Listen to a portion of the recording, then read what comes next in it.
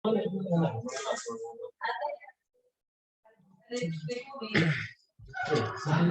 Assalamualaikum warahmatullahi wabarakatuh. Selamat siang menjelang sore ya.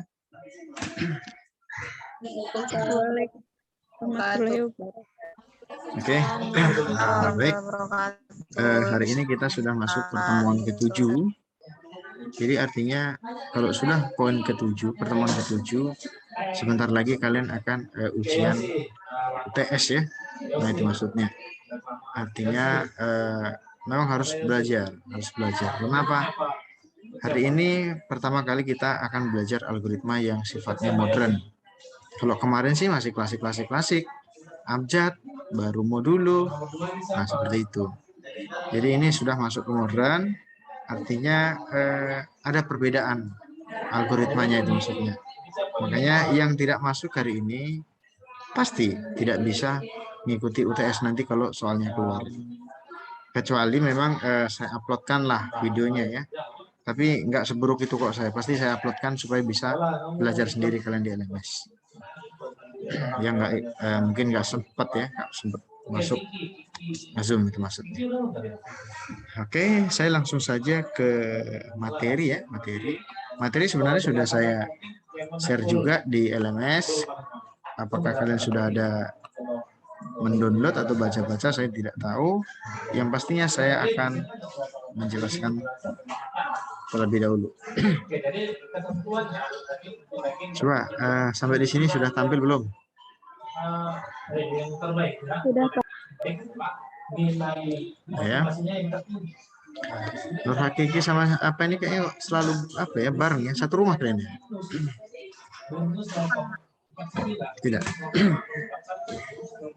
Di tempat saya panas sekali, cerah kali cuacanya. Tempat kalian nggak panas?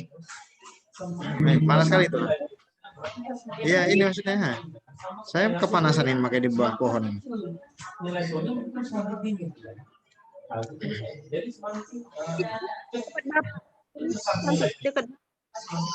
Sepertinya saya harus pakai headset ini karena ada saingan. Bentar ya.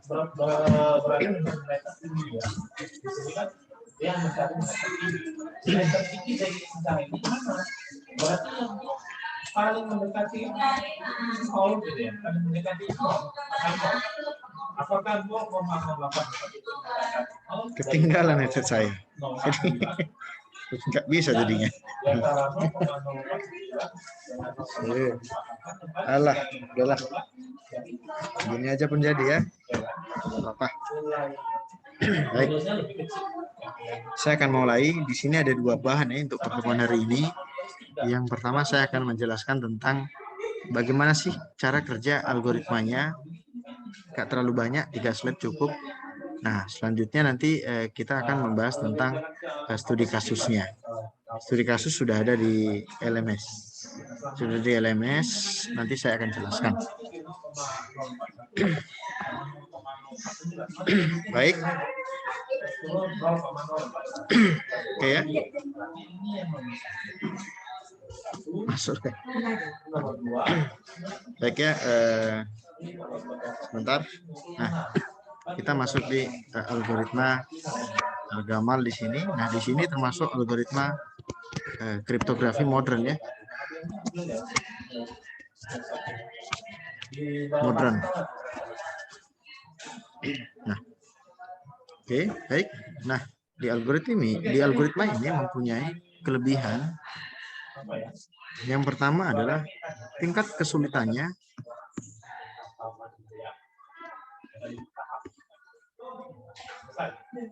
terletak pada perhitungannya.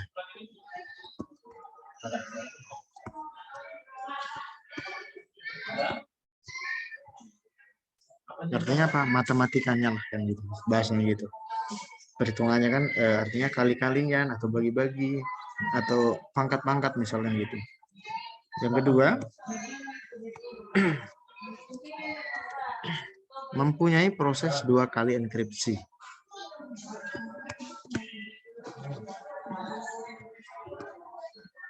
Dua kali enkripsi.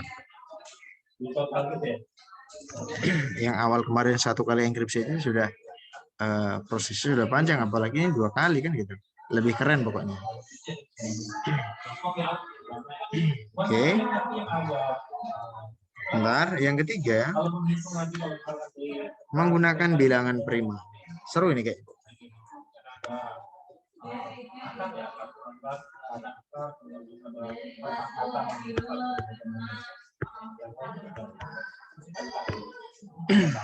Yang keempat, mata tidak ngantuk. Pasti mata tidak ngantuk di sini. Sebentar ya.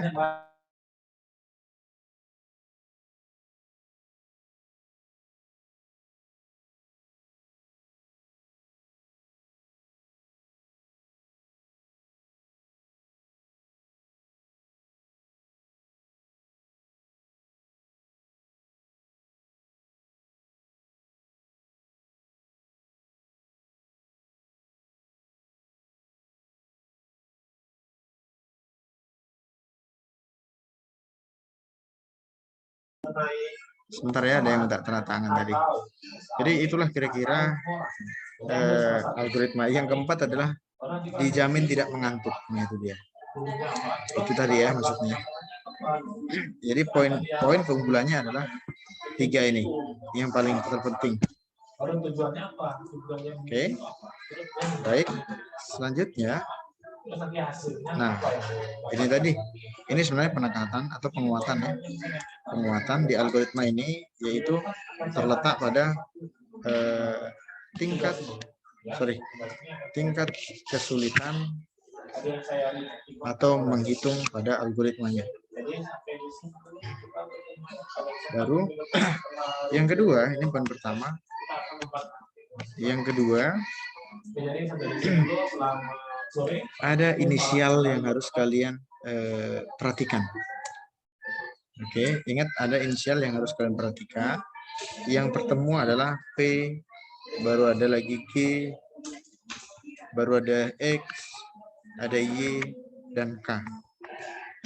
Ini ada inisial ya.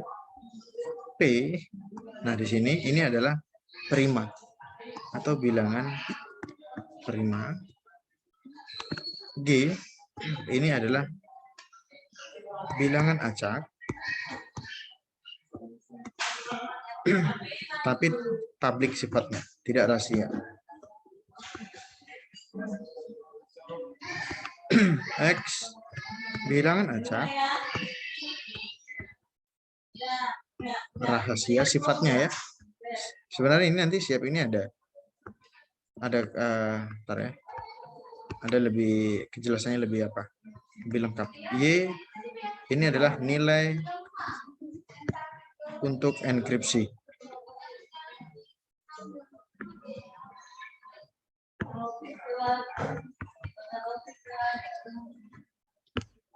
K itu adalah kunci bebas.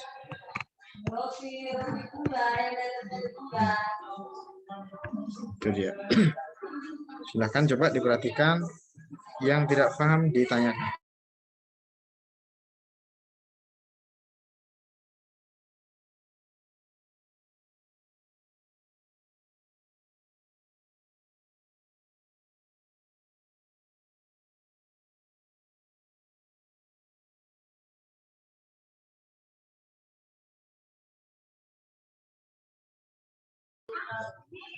Oke, coba gimana?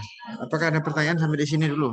Supaya ini lebih pendalaman sedikit setelah itu. Nah, untuk B dan X bedanya gimana? Itu kan sama-sama bilangan acak.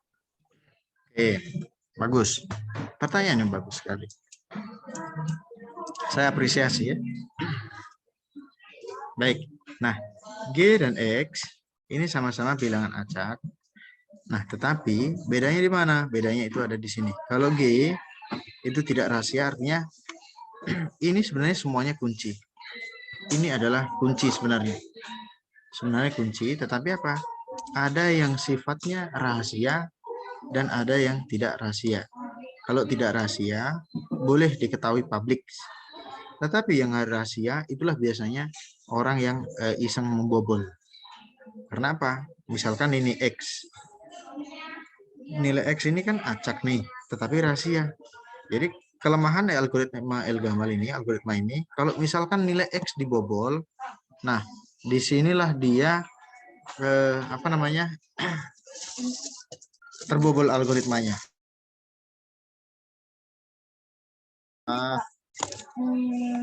Perpindah skripsinya soft copy atau jilid?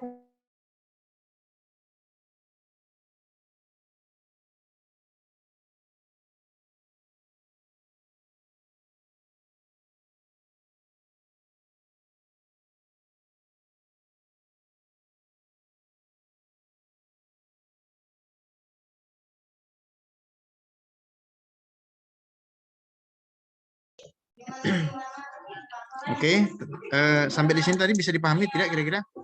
Ada yang sifatnya rahasia dan ada yang sifatnya tidak rahasia. Yang rahasia itu itulah yang termasuk kelebihan. Yang rahasia itu kelebihannya. Kenapa tidak diketahui orang di sini? Tidak diketahui orang, itulah yang orang itu kalau umpamanya iseng ataupun hacker itu ingin dibobolnya gitu. Jadi ini kuncinya.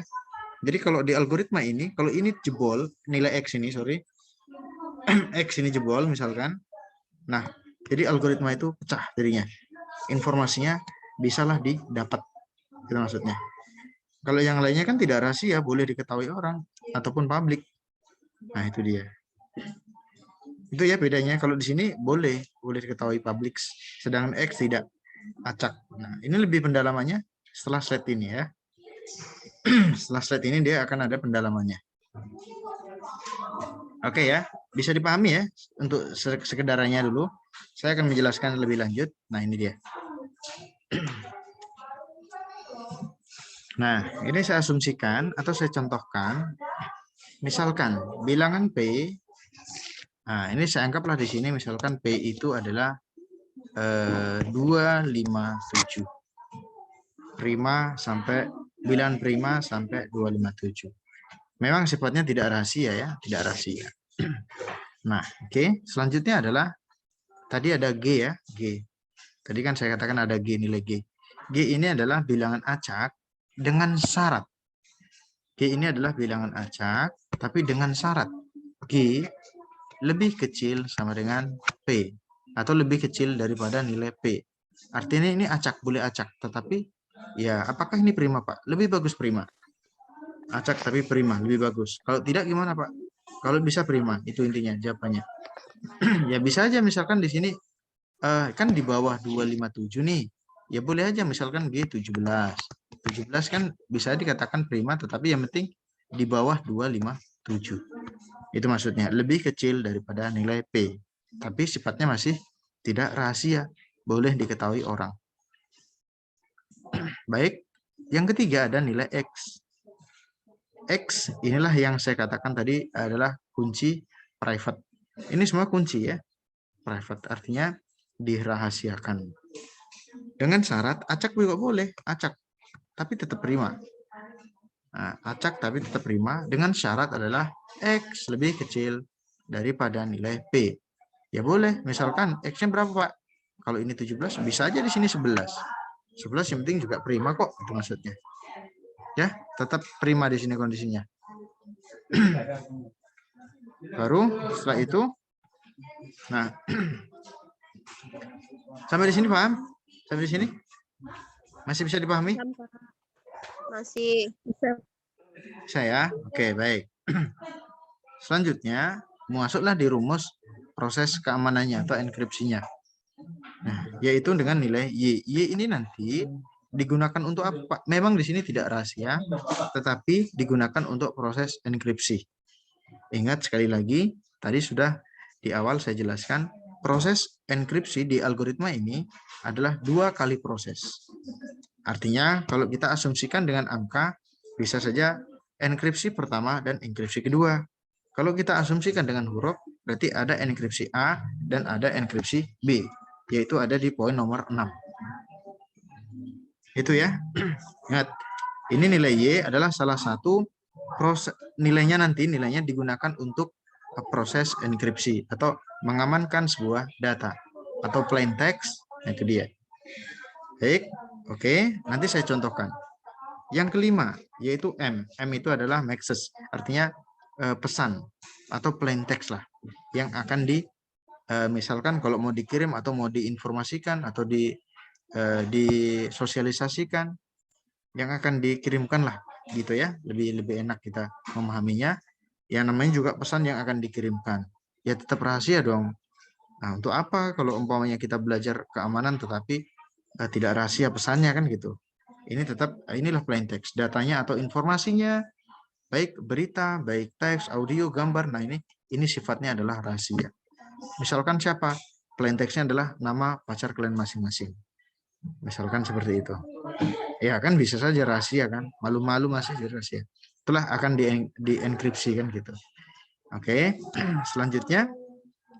Nah, tadi sekali lagi ya, ada proses A dan B. Ini adalah proses enkripsi. Ini adalah proses enkripsi.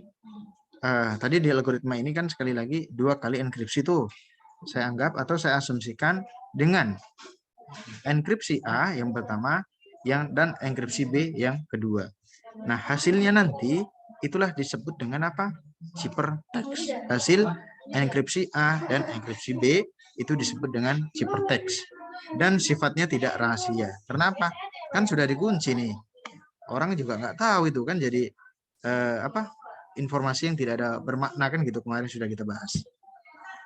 Oke, barulah di sini masuk ke rumus dekripsinya. Seru ya, nampaknya panjang kali tapi seru kali nih. Pokoknya dijamin tidak ngantuk lah. Kalau tatap muka langsung tidak ngantuk. Nah, itu dia. Nah, ini rumus dekripsi ini sebenarnya sudah enak. Kenapa? Karena dari nilai P, G, X itu sudah diketahui. Jadi tinggal memasukkan saja. Nah, di algoritma ini ingat sekali lagi kelebihannya adalah terletak pada proses perhitungannya. Perhitungannya bermiliar-miliaran atau triliun, jadi boleh menggunakan kalkulator. Sekali lagi, boleh menggunakan kalkulator. Saya akan masuk ke studi kasus ya. Saya akan contohkan.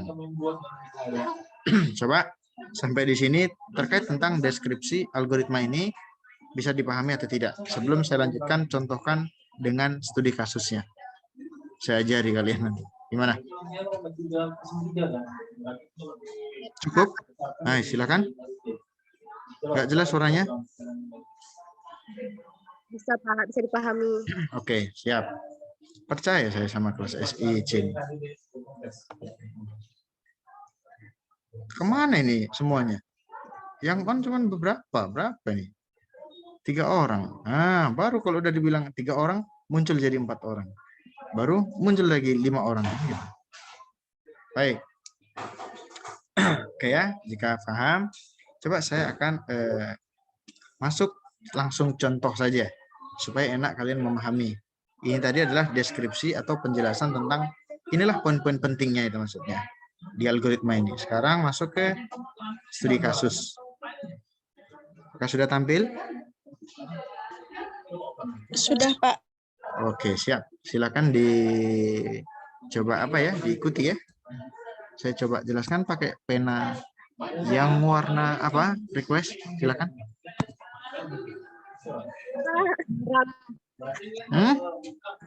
Cepat, nggak jelas suaranya. Pink, Pak. Nggak ada pink. Kuning ya? Merah, oke, siap. Baik. Oke, bagus. Nggak apa-apa. Belajar tapi sambil happy-happy dulu kita. Oke. Baik, coba silakan diperhatikan. Nah, tadi kan di algoritma ini ada istilah atau inisial P, G, X. Apalagi tadi ada yang ingat tidak? Apa? Itu ya, ada Y dan ada K. Y dan ada K, inisialnya dulu maksudnya. Saya akan mulai dari P. P, inilah dia. Nah, P misalkan diketahui angkanya adalah 257. Oke, baik. Ini adalah sifatnya public. Bisa juga dijadikan private. Nah, karena apa? Private itu diambil dari 257 misalkan. Tadi X itu, ingat X itu adalah private-nya, G itu public, P itu bisa di private, bisa di public. Nah, itu. Oke, baik. Oke, selanjutnya adalah plain text atau pesannya. Pesannya yang akan dikirimkan pastinya rahasia dong kan gitu. Nah, tadi. Jadi ini dia. Ini dia. Inilah pesannya. Kita buatlah di sini pesannya adalah aplikasi. Tulisan aplikasi. Baik, langkah selanjutnya gimana, Pak? Langkah selanjutnya yang harus kita pahami adalah inilah proses awalnya. Silahkan pesannya dibagi atau dipotong-potong menjadi dalam bentuk blok supaya enak nanti ngerjainnya. Nah, gimana caranya? Nah, ini dia. Dibuat dalam bentuk tabel seperti enak, supaya enak ya ngerjainnya. Nah, misalkan aplikasi berarti terdiri dari sampai 8 karakter, yang terakhir I. Nah, ada M1 itu apa, Pak? Itu adalah inisial. Nah, inisial. Message lah, pesan lah itu maksudnya. Itu ya. Bentar, ada telepon dari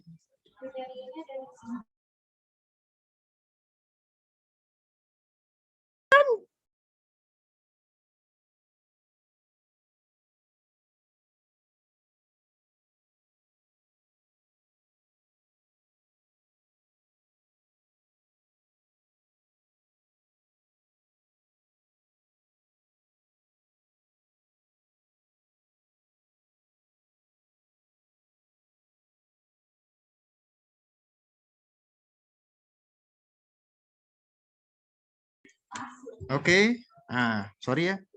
Ada yang nelpon tadi sebentar. PA. Nah, M ini tadi adalah pesan ya. Pesan pertama sampai ke 8. Inisial itu maksudnya. Baik. Nah, selanjutnya adalah angka. Angka ini sudah ketentuan sebenarnya. Ketentuan dari mana, Pak? Kok ada 65, ada 80 sampai 73. Itu adalah diambil dari bilangan ASCII. Dari mana, Pak? Ini saya contohkan. Nah, inilah. Silahkan googling lah, browsing. Nah, ini dia. A, aplikasi tadi pesannya kan. A, 65, P 80, L 76, dan sampai I lah. Selanjutnya I, 73. Nah, aplikasi kan I, terakhir. Nah, itulah dia masuk kemari. Nah, ini dia. Nah, inilah 73, ini I. Nah, ya, itu diambil dari, memang sudah ketentuan tabel ASCII. Baik, selanjutnya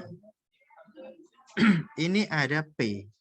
P itu adalah inclusion dimulai dari 0 sampai 27. P itu adalah prima ya. Bilangan prima itu harus diambil dari mulai dari angka 0 lah sampai maksimalnya 257. Karena sudah diketahui tadi kan P-nya 257, artinya dari situlah keanggotaannya itu. Fungsi keanggotaannya maksudnya. Baru selanjutnya dibagi ke dalam blok. Inilah deh, M1 sampai M8 tadi. Ini angka yang dari bilangan ASCII. Selanjutnya kunci K. K ini juga sudah saya jelaskan tadi. Ini adalah kunci bebas. Sorry. Ini adalah kunci bebas. Boleh ganjil, boleh genap, boleh prima. Yang penting cocok. Nah, itu dia. Cocok kalian rasa? Cocok. Mainkan gitu dia ya. Itu dia. Pokoknya intinya adalah ini bebas, kunci ini. Inilah K tadi. Maka tadi kan ada P, G, X, Y, dan K. Itulah inisial awalnya. Itulah maksudnya. Ya, itu dia. Ini dia. Oke, baik. Selanjutnya, inilah rumus enkripsinya. Nah, ini rumus enkripsinya. Ini sudah ada di LMS. Silakan nanti dibaca-baca. Kalau sudah diketahui, misalkanlah nilainya seperti ini, kita enak tinggal. Karena apa? Tinggal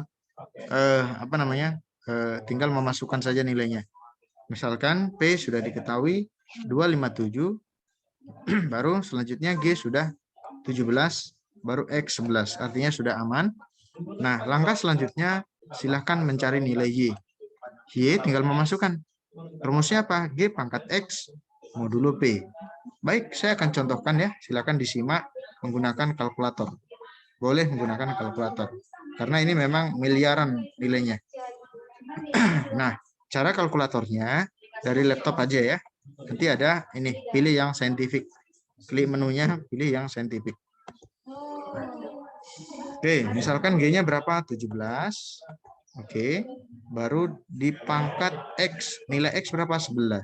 Pakai yang ini ya, komponen X pangkat Y. Untuk pangkat. Pangkat 11. Baru modulo. Nah, inilah hasilnya. Kalau kalian ngerjain ini mungkin 3 bulan nggak selesai ini. Kalau manual ya, nggak pakai kalkulator. Baru modulo 257. Silakan gunakan kalkulator. Nah, inilah hasilnya 223. Jadi cocok ya. Nah, inilah dia hasilnya, cocok. Oke. Selanjutnya silakan diklasterkan, dikelompokkan. Untuk kunci publiknya, ini termasuk kunci publik ya.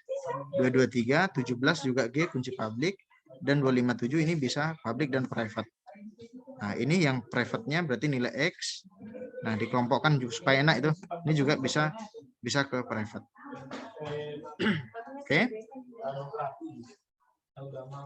Nah, selanjutnya inilah mencari nilai A. A ini adalah proses enkripsi pertama ya. Ingat, di algoritma ini ada 2 kali enkripsi, A dan B. Oke. Selanjutnya, inilah rumus enkripsi yang ke A. Sama prosesnya, sama gimana Pak? Tinggal masukkan. Nah, nilai G itu berapa? 17. K itu diambil dari mana Pak? K itu diambil dari sini, yang bebas tadi nih. Nih, 27, 105 sampai 55 yang bebas. Rumusnya, yang penting rumusnya jangan salah. Nah, baik. Berarti kan berapa? 17 dikali K yaitu 27. Salah nih. Mana ya? Ini, nah ini pangkat K 27 baru modulo misalkan 257 sama dengan 34, pas. Oke. Sampai selesai disinilah hasilnya 120 proses enkripsi A. Sama cara ngitungnya dari kalkulator tadi. Proses enkripsi B rumusnya ada beda. Y. Nah, inilah tadi makanya mencari nilai Y di atas tadi yang ini. Nah, mana tadi Y? Mana nilai Y? Nah, ini Y. Ini digunakan untuk enkripsi ya. Gitu. Ini digunakan untuk enkripsi. Oke. Saya lanjutkan lagi. Sorry naik turun ya. Baik. Nah. Nilai Y berapa? Nah, ini. Saya contohkan satu juga. Nilai Y adalah 223. 3 dipangkat K. K masih yang bebas tadi. 27 lah kunci pertama. Dipangkat mari sih. 223 pangkat 27. Nah, baru setelah itu apa? Dikali M. M itu pesan. Masih ingat M tadi enggak? M itu. Yang ini M nih. M1 65 sampai M8 73. Nah, itu dia. Sorry, mana tadi dia? Nah, ini. 27 dipangkat 27 dikali berarti ya, dikali 65. M itu pesan, baru modulo. Wah, ini kan triliun nih, sampai hurufnya. 257. Nah, 204. Seharusnya ini nilainya. Sesuai. Sampai juga seterusnya. Sampai di sini, B. B11. Itu dia. Udah ada rumusnya masing-masing, tinggal masukkan aja sama ngitung. Nah, setelah sudah dapat nanti hasilnya, enkripsi A dan enkripsi B, silahkan nanti dipasangkan dengan selang-seling. A1, B1, sampai ke A2, A8, B8. Sudah? Nah, silakan disusun. A1 ini berapa, Pak? A1. Ya, tinggal ini. Nah, inilah dia A1 tadi. A1 yaitu ini 1, ini 2, ini 3, 34. Sampailah B1-nya berapa? B1-nya 204. Dijejerkanlah secara selang-seling. Nah, seperti ini sampai ke A8 dan B8. Selanjutnya ngapain, Pak? Selanjutnya, angka ini tadi baru dirubah menjadi simbol. Inilah jadi dapat ciperteksnya. Inilah cipernya. Ciperteksnya. Itu dia. Ini Pak, simbol-simbol diambil dari mana? Ya ini. Diambil dari misalkan angka. Dari bilangan ASCII tadi ya. Angka nanti tinggal menyesuaikan di sini. Nah ini, 11 berapa? 204. Nah ini, 204 berapa? Tengok yang 204. Nah, 204 misalkan. Mana sih 204? Nah ini. Ya berarti inilah simbolnya. Nah, gitu. 11. 11 mana simbolnya? Inilah simbolnya. Nah, ini simbol saya kayaknya masih salah, tapi itulah intinya, ya. Menjadi ini, simbol ini dari mana? Tabel bilangan ASCII. Oke. Time out. Habis waktunya tinggal 1 menit lagi. Silahkan nanti ditanyakan saja kalau kurang paham, tapi lewat Zoom aja ya. Lewat Zoom. Lewat grup aja ya. Kalau ada kurang pertanyaan, nanti ini saya akan upload di LMS. Ya. Baik, silakan di-on-kan kameranya. Yang bisa di-on, kita sampai di sini saja. Terima kasih banyak sudah mengikuti pembelajarannya. Selamat sore dan assalamualaikum warahmatullahi wabarakatuh. Waalaikumsalam warahmatullahi wabarakatuh. Oke, sebentar lagi akan terputus otomatis ya. Yang ingin berhitung silahkan. Boleh?